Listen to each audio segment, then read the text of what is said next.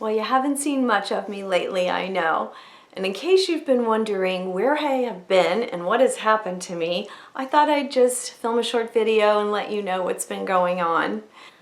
Well, it all began a few months ago when my two youngest daughters and I took a painting class, a chalk painting, furniture painting class. And it was so much fun and I loved it. And at the very same time, my husband and I had decided to once again list our house, fingers crossed this time. We really would like to downsize and move across the street in a condo, a townhouse.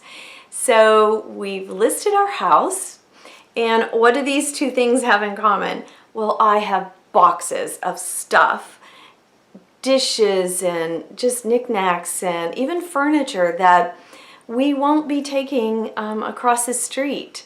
So when I took this class, I decided, what if we paint some of that furniture? And what if I go downtown and go to the little antique mall and see about spaces available? Well, sure enough, they did have space available. I stopped by one day, signed on the dotted line, and now I have a booth at a local antique mall. My little booth is called Namaste Today Vintage, and I am just going through the boxes that I have in one room and taking them out, doing the research to price them appropriately, clean them up, and take them down to my booth. My booth all started with my husband building some walls made out of discarded pallets. He built them and I painted them with like leftover paint, and I love the way they turned out.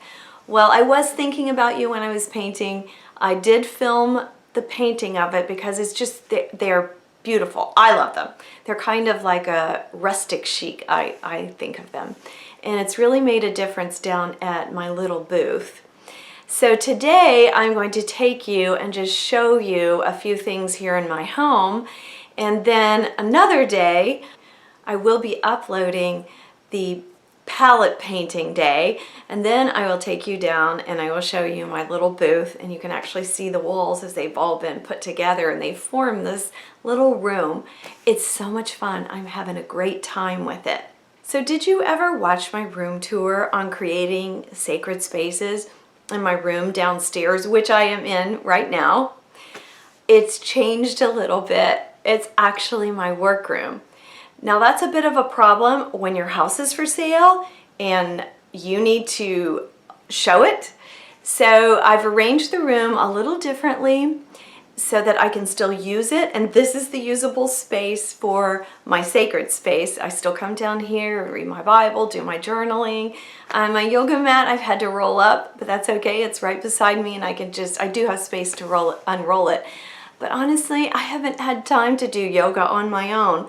The only yoga I've been doing lately is when I'm teaching, and classes, they haven't stopped at all. So let me just take you on a tour now and show you how I've transformed my room. I'm also going to take you to another room, which was Lillian's bedroom. She lives at home now. She can't even stay in the bedroom.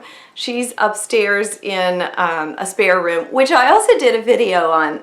The guest room, that's where Lillian is now. It's now Lillian's room. But I'll show you why she can't stay in her room. So let's take a look. This is the area that I have left where I still have a bit of a sacred space. I have my candle, my comfortable chair, my blanket, all my reading materials. But what has been nice is I've got this nice shelf over here. And you can see my books are there, so I can just pull them out. And some of my favorite things I still have here. I've moved more of them in this little space. And these are things that I just really enjoy looking at. Then as we move over, okay, I just have to tell you this. Do you see this little chair? I've now become the woman that stops on the side of the road and picks things up out of people's trash piles. My neighborhood had a yard sale, and when it was over, somebody put this little slipper chair out here. It's really it needs to be recovered, but it's so sturdy and it's very comfortable. I think I'm going to recover it and save it for myself. So I've arranged here the sofas in a new direction. They're now facing each other, and I do still have, I've kept my special things that, you know, I really enjoy looking at. They're still here. It looks nice when people come. And then we go behind the sofas. This is my workspace. Look at this. This is things I'm working on, things I have got to price. And I've just gone through my everything. If I love it, I keep it. If I don't, I price it and take it down for somebody else to love. These are just folding tables, and it is a workspace, but they are all covered. I'm just going to really show you. This is real here. Underneath, can you see that? Let me see if I can get a close up.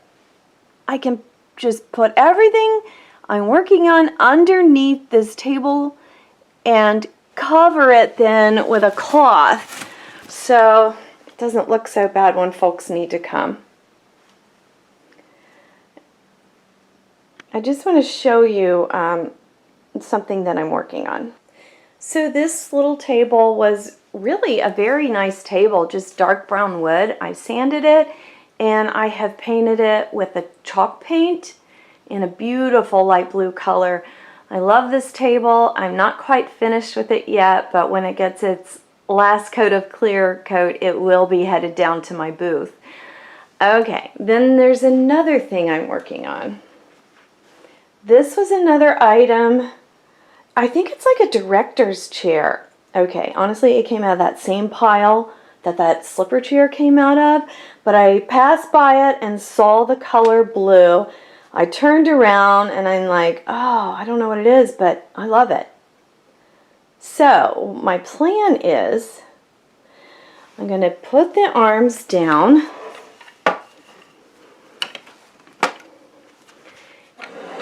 And where there is that canvas part here, I'm going to pull that off and I'm going to cover the top of it in planks from an old pallet. So I'm going to make a table out of it. I just love the lines of it, the color. I'm not going to change it all. I'm just going to clean it up. But I think it's going to be really pretty with that repurposed wood. And I guess when I get it done, I'll have to come and show you what I've done with it, how I've worked with it. Now this is Lillian's old room where she grew up, and it looks really nice and neat. And then you see the rest of it. This is what it's become. It's a storage room. Her old furniture from college is here, and along with my old stuff is here. So I've got to go through all of these things, decide what it is I want to keep, and then what it is that I can part with to simplify. Yes, all of these things. I have to go through all of them.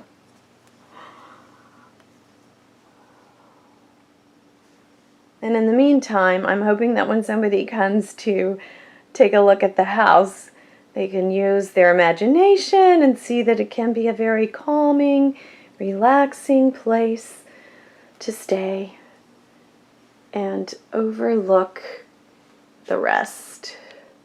Before I got started on all of this, I remembered reading the book The Secret years ago, and there was a part where it spoke of like opening up, making a place for that which it is that you want. So it's almost like, if you think about faith, believing something is so before you can even see it. I am making a place in my life to move, to simplify, to downsize by beginning to go ahead and go through things. And as I am simplifying my life and taking them down to the antique booth for the next person to enjoy these vintage items, then I feel like I am inviting into my life the sale of this house and the purchase of the next home, where my husband and I can maybe have less but feel a little bit more free, a little less time consuming with the keeping up of all it takes, all the time it takes to keep up when you have really more than you need. And eventually that more just becomes like clutter and it absorbs your time. And in the process, I have found something that I didn't even know existed within me, is that I really love doing this. I love the research. I love the people that I've met down at this booth. Those antique people, not that they're antique, but those people that are selling their vintage items, they have been so kind and so wonderful. They always help me. They give me advice. And they are right there just to pitch in, and maybe we are working at the same time on redoing our booths. It's been so much fun, and it's been just a great experience. So you will see more of me. I have so many things I want to share with you. I've come up with new recipes on my own for a salt scrub I call Tropical Retreat. I'm preparing in about 2 weeks. I'm holding a workshop in my community where we're going to be making items. I'm going to teach about the essential oils, and then we're going to make up the items, and my husband calls it a make and take workshop, and I'm really excited about that, so I'm working on that. And what else is up? Over the summer when I was on vacation, I bought a book that I want to read to you. It's like a children's book, so I'm going to read it to you like, it's just a child's reading hour or something. But the words were really inspiring in it. And as my husband and I were standing in this little gift shop, flipping through the book, we both became just teary-eyed. So it may be written for a child, I don't know. I think it's really a lesson for all of us. There's scarf tying I want to share with you. Lots of things. So keep an eye out. Thanks for sticking with me, and know that more videos are to come. You all are just continually just a treasure to me, and I appreciate all of the comments that you leave. So thank you so much for stopping by today. Look for me again shortly. And as always, namaste.